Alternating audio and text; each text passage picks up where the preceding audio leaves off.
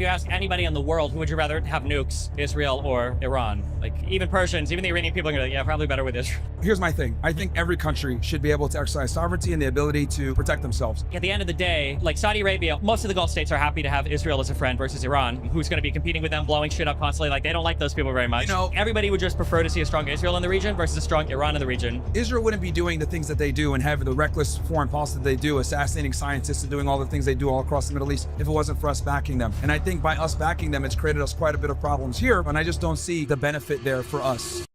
Let's do Israel-Palestine. Let's Sure. start off with positions, and then we'll go from there. Okay, you want to give your position first, or? Yeah, what can we be a little bit more specific? I guess the recent... Like your position on, I guess, Israel-Palestine in general, or? Should we talk about the recent events or just overall? Yeah, I mean, I guess I could start with my overall position, and then we can go into specificities, I guess, with maybe the last conflict that one happened. I mean, there's like big parts of, you've got the recent war, whether it's a genocide, you've got, is Israel, do they have a right to exist as like a nation of Jewish people? You've got U.S. and Israel entanglement. Like, where do you want to? Okay, I guess I'll kind of come from the position. I think we should stop all aid to Israel from the United States. My position is, I don't think we should be giving them aid. And there's a multitude of reasons for that, but that's my position in general, is we should not be giving any more foreign aid to Israel. Okay, my position would be, I think that the Middle East region is still probably an important region to have influence over. Okay. For purposes of like oil shipment and oil refining, and also for trade to the Suez Canal. So I feel like having a lot of influence in that region is important. And if we leave, then we're kind of just giving it up to somebody else. Okay, good points. I would say with the Suez Canal, we kind of already have that under control because we've basically bribed Egypt by, giving them a lot of aid, to play nice with Israel. And then as far as, maintaining security in the region, we're cool with pretty much everybody else, Saudi Arabia, Qatar, the countries that have some real influence, especially Saudi Arabia. So I would say, I think Israel's hurt us quite a bit in the region versus assist us. I know, people say, oh, well, they're our greatest ally or whatever. I think doesn't have to be Israel. I think there's other Middle Eastern countries that we can work with that wouldn't create as much of a tumultuous situation that we have in the Middle East. Can I have a pen and paper too, if that's cool? Yeah. Yeah, I don't see who would, like, you mentioned that we're cool with like Saudi Arabia and other countries and Egypt as well. I think a lot of that is a function of probably Israel's strength. For better or for worse, over the past 6 months, they have managed to fuck up basically every other regional opponent. And I think that even though publicly they have to pay lip service to, chastising Israel over the Palestinian issue, Saudi Arabia and everybody else is happy to watch Iran basically get the shit pushed in. The people in Lebanon aren't big fans of Hezbollah. They're happy to watch their shit get pushed in. Yemen is perpetually fucked, so no one anywhere cares about what's going on there. So I feel like even though right now, obviously we made nice with Egypt and Israel so that they would make nice with each other, if we were to extricate from there and then pull all of our support out, I see like the possibility of like a Russia or a China coming in and then playing nice with them. And then obviously the incentives change dramatically.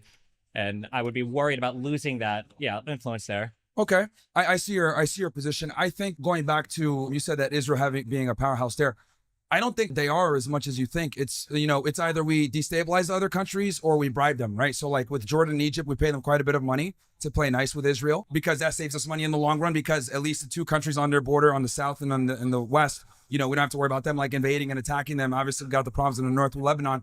But I do think a big part of the reason why we have these alliances is really more for us to, pay these people off so they don't attack Israel. Whereas like, if Israel wasn't there, we wouldn't have to, be bribing these guys to give them money so they don't attack Israel. So it's either we destabilize and destroy them, or we bribe them with money like we did with Jordan and Egypt. I mean, to be fair, we call them bribes, but that came after Israel won basically 4 wars against all of these countries. With our aid. Not until 73. Like Israel won 48 basically on their own. They the Suez Crisis in 56 they won on their own. In 67 they kind of lost the Suez Canal crisis, though. They kind of got ran out. No, absolutely not. The Suez Canal crisis? Absolutely The U.S. told them you got to leave. Exactly. They got run out. The U.S. told them to fuck off. Yeah, they didn't. It's not because Egypt beat them. Nasser and Egypt would try to claim later on that they did, but it's because the U.S. told them like, hey, you guys are Yeah, because but I'm saying that like they had the military might. They beat everybody around them. Like, they had France and they had the U.K. with them as well, and they kind of came in. They were getting $3 billion yearly drops like they get now from the United States. Well, yeah, but and that's the thing. Like, but also like all the Arab states were getting helped by the Soviet Union and everything too. Like they were constantly resupplying these guys because they had an interest there. Well, so with the Suez Canal crisis, right? Like obviously this was a better time because back then we didn't really have a side as much, right? Eisenhower told them get the hell out of there or else there's going to be some serious problems. They got out of there. And I would say the Suez Canal crisis created the nuclear arms race because after Israel had that embarrassing situation, they went ahead and, got the nuclear bomb. They have it illegally, which I find kind of hilarious that they try to tell Iran that they can't have nukes when they have an illegal nuclear program. Yeah, but I mean, if you ask anybody in the world, who would you rather have nukes, Israel or Iran? Like, even Persians, even the Iranian people are gonna be like, yeah, probably better with Israel. Well, here's the thing. I mean, we also said that, North Korea can't have nuclear weapons, but what ended up happening? Trump met with him. They shook hands. He went into North Korea. Nuclear weapons are deterrent. I think they create quite a bit of peace. And the only issue is North Korea doesn't really do like the proxy terrorism like Iran does, with like Hezbollah, with the Houthis, with Hamas. And I think North Korea is kept on a short leash because China's right there, and China doesn't want to see North Korea fuck around because it's going to reflect poorly on them. Iran doesn't really have the same, I think, kind of leash on them. Sure, but my position is that like nuclear weapons like deter people, and my thing is here's my thing. I think every country should be able to exercise sovereignty and the ability to protect themselves. If Israel's going to run an illegal nuclear program, then Iran, as one of their adversaries, I see why they're doing what they're doing. And I will say that, our assistance of Israel has actually made the nuclear problem worse, right? We had the nuclear deal, which I think was, something that the Obama administration actually did well. And we pulled out of it.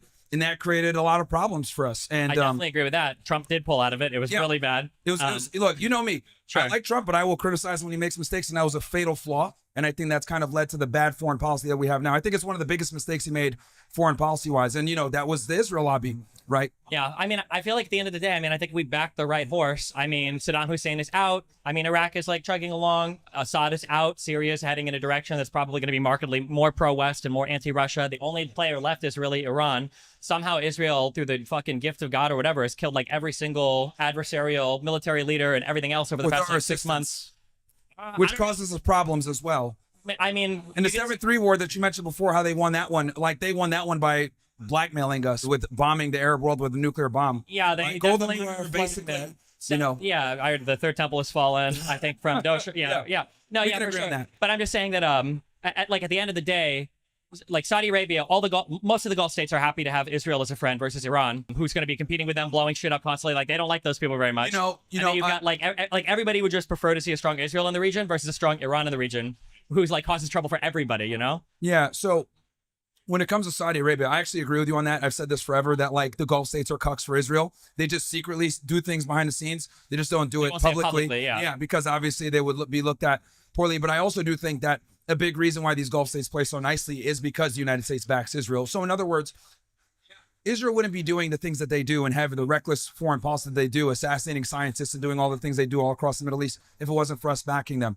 And I think by us backing them, it's created us quite a bit of problems here where, look, I'm critical of Islam too. I know that you're extremely critical of Islam. I grew up Muslim, and I even say all the time that Islam isn't compatible with the first world country, America. I don't believe that. I don't think I'm not. It's not compatible with America. I'm more critical with Islam than I am of Christianity or any other religion. Sure. Yeah. You're critical of all, but I know that like Islam, you talked about. Well, I don't know if it was you, but I know other people have said that it's not compatible with the first world democracy. Okay, no probably freedom not me because I don't think religion has much to do with like the Middle Eastern stuff for the past like 50 years. So a lot of people don't like that take. It does play a lot into it. But the point I'm trying to make is that I don't think they hate us because we're Americans is what I'm trying to get at here. I think, Iran? Well, the Middle East in general, the entire Middle East. Oh, no, they got plenty of good reasons to not like us. Yeah, but it's because of a lot of our interventionist foreign policy, which is to benefit Israel. So my argument is simply almost every, terrorist attack that we've had to endure has been because of our really bad foreign policy to benefit Israel. And I just don't see the benefit there for us as the United States. We don't see the benefit, but we don't see the detriment if we would have lost there, right? Like imagine all of those states were hostile to us. What would OPEC? I don't think they would be, man. Why not?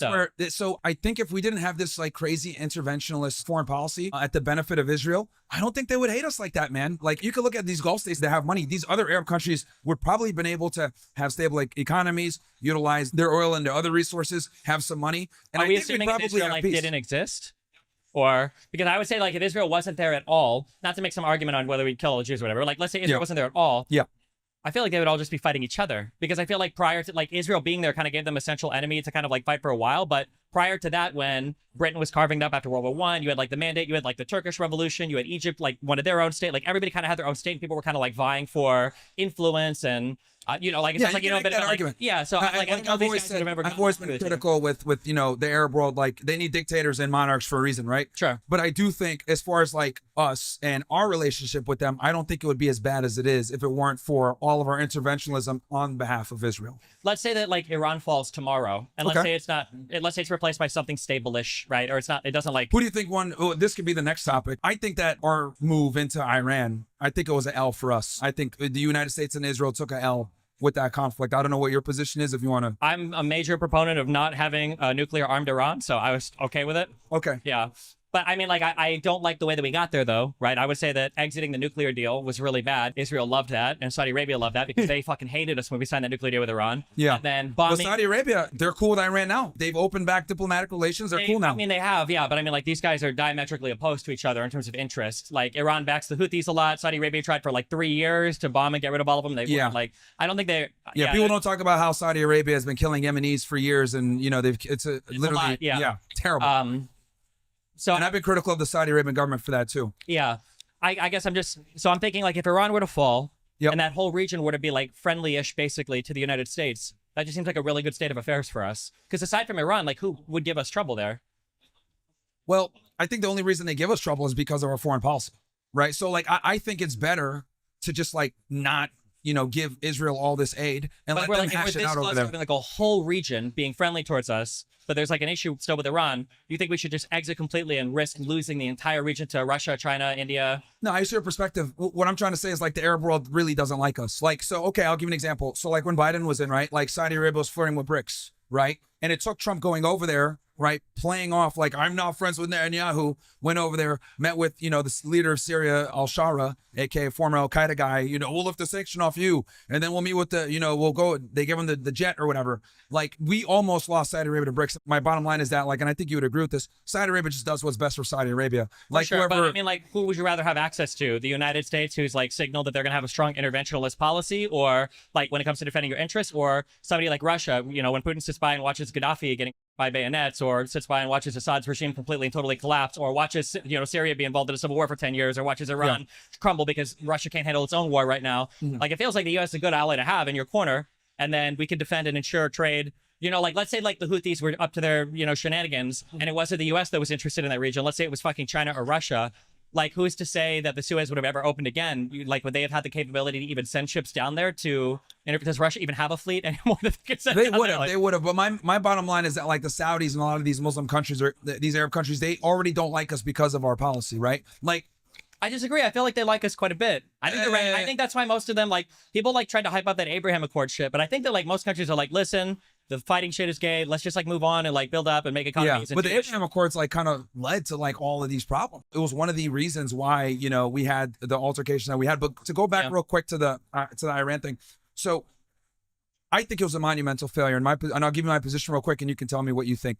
The reason why I think it was a monumental failure is because unless you affect regime change, everything else was a waste of time. And I would argue that we made them stronger by intervening, because what ended up happening was they survived the assassinations with their generals. They survived the precise attacks with the nuclear scientists. They did. Yeah. They did. But the Ayatollah's still alive. They still have their military intact to a degree. Yes, they were weakened. Yes, Mossad did a fantastic operation getting behind enemy lines and destroying air defense and jamming radars. Fantastic. But they did all that and, showed their cards, and they couldn't effectuate the regime change because they were hoping that by them, doing all this, it would make the Baloks or one of these other, rebel groups say, let's go in and like take over. And they didn't do it. Actually, the opposite happened. It united the country. The people that were critical of the theocracy, right, were like, you know what? We need to get behind the government because, yes, we don't like the Ayatollah, but we hate Israel even more. So like when they had these funeral processions, like there was like thousands of people out there like saying, yes, yes, yes. So like it was an L for us because we actually ignited their nationalism. And then like the other problem also is like and I got this from like an insider that like understands Iranian politics, I didn't know this. In their government, right, there's like the reformists, which would be like their Democrats, and then their conservatives, they're Republicans. And there was a lot of fighting in between, like, hey, diplomacy with the West or no diplomacy. And basically what happened was when Israel attacked with Operation Rising Lions, they said, you know what, fuck it. We're going to hit them hard. And then they just started hitting Tel Aviv super hard. That's why we saw, them being able to attack a lot of strategic sites, hit their intel bases. And obviously Israel withheld this because they didn't want anyone to know that they were being hit. But it's coming out now that they were actually hit pretty hard. Tel Aviv got destroyed. Not all the way, but it got significantly damaged. Definitely not. There were a couple of missiles that fell, but not significantly damaged. Oh, dude, they did. I'm telling you, there was a ban on, and I'll show you after the debate. Like, and that's by design. Like Western media and Israeli media purposely made sure any like journalists that took pictures or document anything, there was a chance of them going to jail because they didn't want Iranian intelligence to get precise coordinates of where they were being hit for obviously OPSEC reasons. Then on top of that, we know Israel, there was They make created to requests so protect that the people Jews. don't like report on like where They they're also running didn't want low on. pandemonium too. Two And main except- reasons. Yeah, but like it's Tel Aviv. It's a first world country. Everybody's got a cell phone. Like you're never hiding. stuff like this. Of course. And people don't- did put it out. Like yeah. there's still video, but I'm saying like like actual journalists, they were getting in trouble for it. I don't disagree with this idea that we're making. Oh, and just to finish, Oh, real yeah, go- quick. yeah, go for it. To finish my position. So, we united the country. The regime is still in power. All we've done is embolden them to get the nuclear weapons even more so now because they're like, now we need a nuclear bomb, right? They kicked IAEA out, which the IAEA. International Atomic Yeah, Energy whatever it Association. is. Yeah, the long story short, they were supplying us with information about their nuclear capabilities. Now they're gone. The last person actually just left today from Iran. They kicked them out. So we have no oversight of their nuclear program. And me and you both agree that leaving a nuclear deal was absolutely stupid. So now we have nothing. And I think that if anything, since we didn't get rid of the regime and they've mastered the cycle, the centrifuge cycle, they're going to get another nuclear bomb. And let's assume we go off what Trump and Hegseth said, 1 to 2 years behind. Well, so what? The regime is there. They have the capability to build another nuclear bomb is my position. So I think that us intervening, we spent billions of dollars to help defend Israel, to bomb their nuclear facilities, and they're just going to rebuild it. That's my position. I mean, like when it comes to an overall comprehensive view of what the Middle East should look like and what our approach to Iran should be, I'm not going to argue that our view right now is incomprehensible. One of my biggest complaints about Trump is I don't think he's a mind for politics or foreign affairs or anything. I don't think he has like an overall, like if you ask Trump, like, what do you think the Middle East should look like? He'd probably just draw like an Israeli flag over every country or something. Like you guys are a fucking idiot when it comes to that. So like our overall approach, our overall approach is definitely like incoherent. But I mean, given a list of bad options, I would say Iran not having access to nuclear weapons is something that not only we prefer, but every single actor in the region would prefer. It's just very scary when you've got an actor that it takes so much like overt effort to fuck with other countries. Whether it's expeditionary force in Iraq, whether it's Hezbollah in Syria, and obviously in Lebanon, whether it's Hamas, whether it's the Houthis, like they have their fingers in so many different things. And then for them to be completely and totally safe from any attack now, because Israel can't really attack them if they have a nuclear weapon. Things get way more weird at that point. And I think any world where they don't have a nuclear weapon is beneficial to the stability of the region, the stability of the planet, and literally every interest that we have in the region, both country interest and like trade and oil and everything else.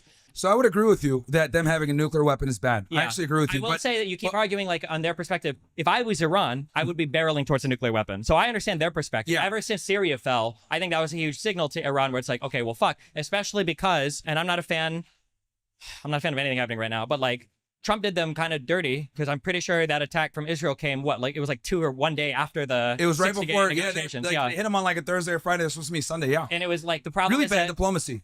yeah, but I don't even know if this country does diplomacy right now. I don't know. We're 90 days, 90 trade deals. We have 0 so far. Like everything foreign affairs wise is fucked. So Yeah. I think that Iran has every incentive right now to continue towards. And I think we push them that way. I think Because I we are, agree yeah, with you for sure, that yeah. them having a nuclear weapon is bad. But I think like we had the ability to have control of it and have them. But we don't have the leadership right now. and we But the fucked one up. thing that we have to counterbalance is like, so I fully believe that Israeli and U.S. interest is aligned in a lot of ways. I know you might not agree with that, but They are in many ways. they but, are many ways. But Israel also has interests that are But they need absolutely far more aggressive. Yes, they're not aligned with the United States. So, for instance, the Yeah. United States, regardless of what any retard says, the United States does not want regime change in Iran. Israel absolutely wants regime change in Iran. I think they would be okay with it, but they're not willing to put boots on the ground to effectuate we would it. be okay with it insofar as like maybe because Israel wants it, but the reality is like a collapse in Iran could lead to all sorts of Oh, yeah. catastrophic. It could And they bleed don't over wanna- into Iraq, into Afghanistan, part into, two. And it I could would be argue everything, yeah. the base, like saying like no fucking wars, like that. I think that stalled his like decision making. Like, oh man, I need more time.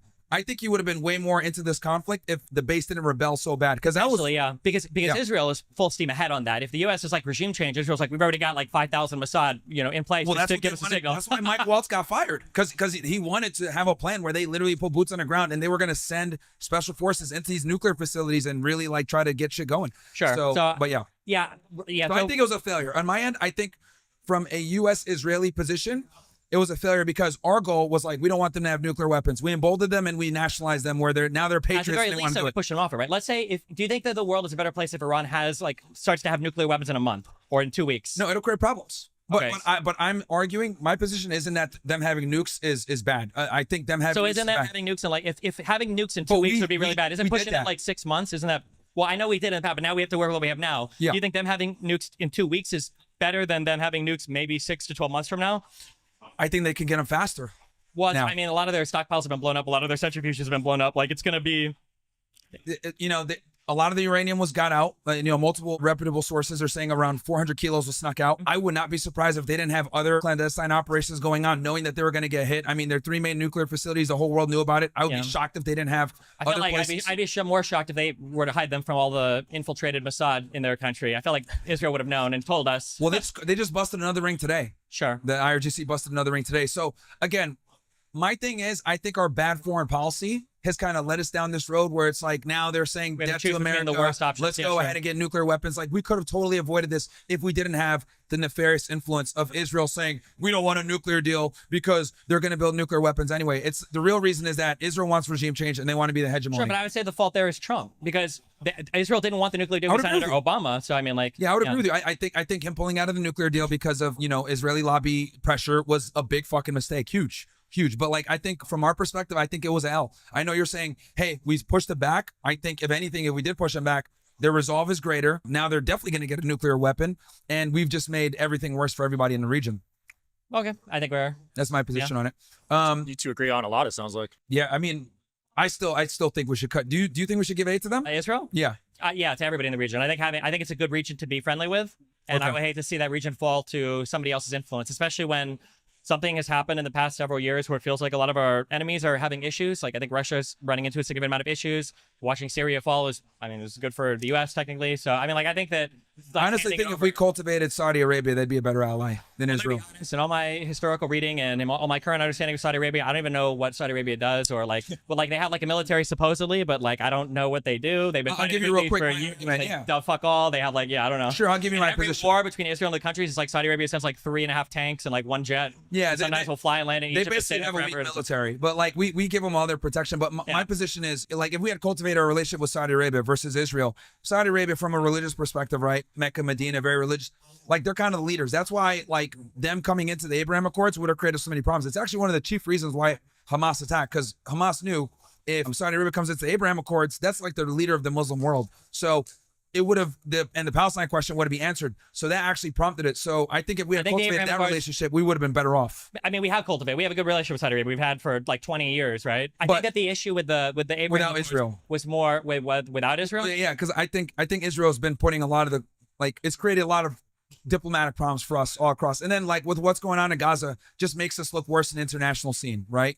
And it's like we deal with all their problems, all their blowback because we're the ones funding them. So all the bad shit that they do, we have to eat it. And even when we tell them, hey, Netanyahu, don't do that, he does it anyway. We definitely have an issue. Yeah, you need a leader with a lot of vision to solve the Palestinian issue with Israel. And I think the big reason for the Abraham Accords, why Hamas was emboldened after that, is because Trump basically furthered the Netanyahu goal of saying, "Fuck dealing with the Palestinians. We're just going to keep pushing it, off to the side." I think was a big thing. Yeah, and they couldn't afford for Saudi Arabia to come in without answering that question because they would have been cooked. Yeah. Now again, like obviously what went down on October 7th was horrible, but I do think it's very important to understand like why things happen and why bad foreign policy leads to these issues.